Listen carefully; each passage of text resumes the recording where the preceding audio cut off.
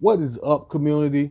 Welcome back to the Flash by Night channel. I am TJ, aka Flash by Night, and I want to try something new. I am going to try and go back to either some of my old books or some books I missed by 1 year, 2 years, 5 years, whatever I may have missed, and catch up. But while I'm catching up, bringing it to you. And we are going to call this Catching Up with the Comics. And today we are going to catch up with Fantastic Four issues number 1 and 2 by Dan Slott.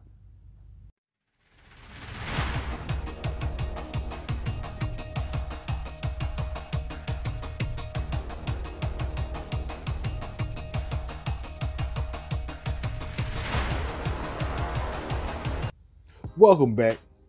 So, Fantastic Four issue number 1, written by Dan Slott, basically starts us off. Starts the Fantastic Four off sometime after Secret Wars. Of course, that was the Marvel 2-in-1 with the Thing and the Human Torch, and I've got to catch that too. I've heard that's a really good, underrated series. But after Secret Wars, you had you had Johnny and Ben Grimm end up back in the Marvel universe proper, where you had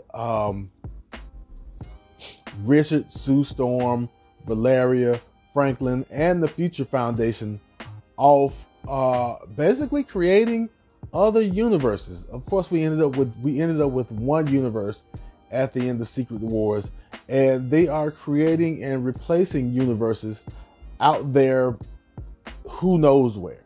And we pick up in Fantastic Four number 1 with Johnny and Ben kind of going on with their lives.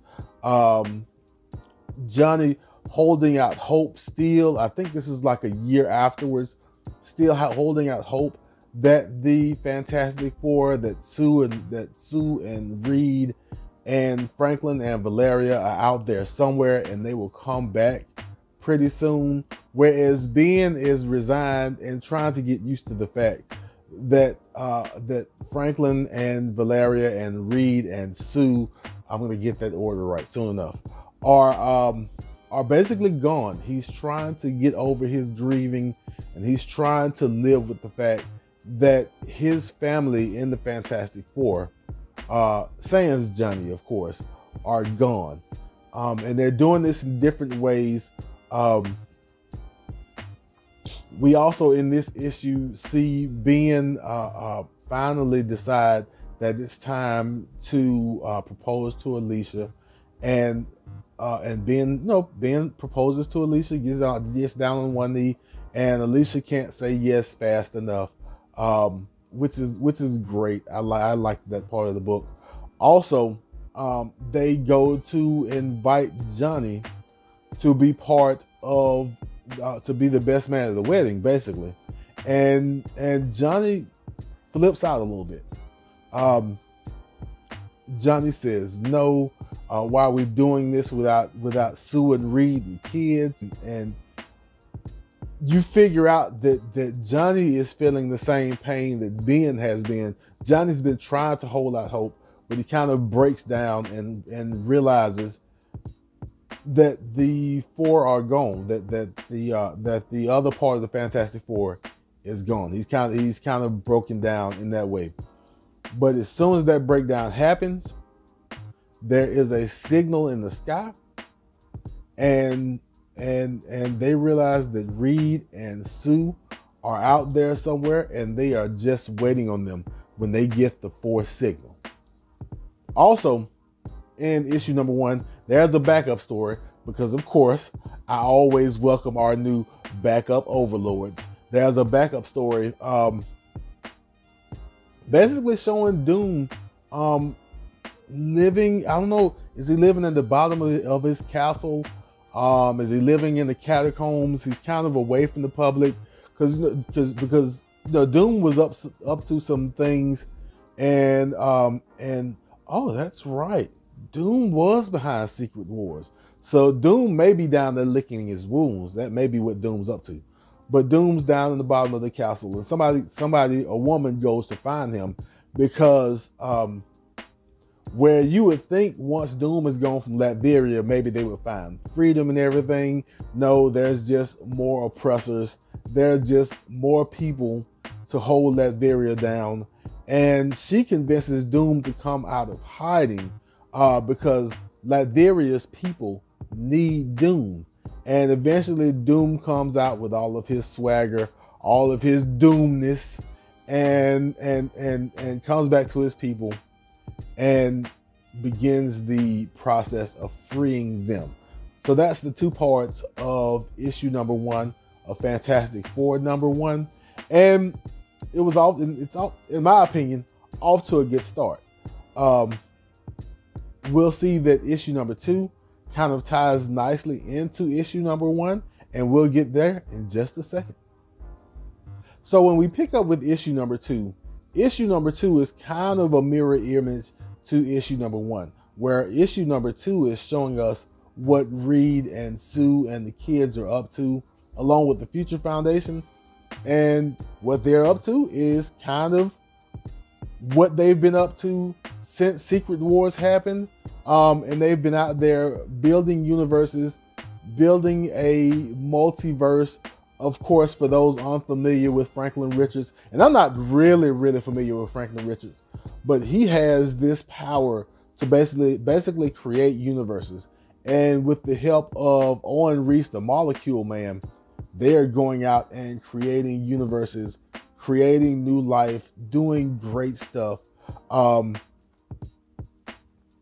And then they run into a little bit of trouble.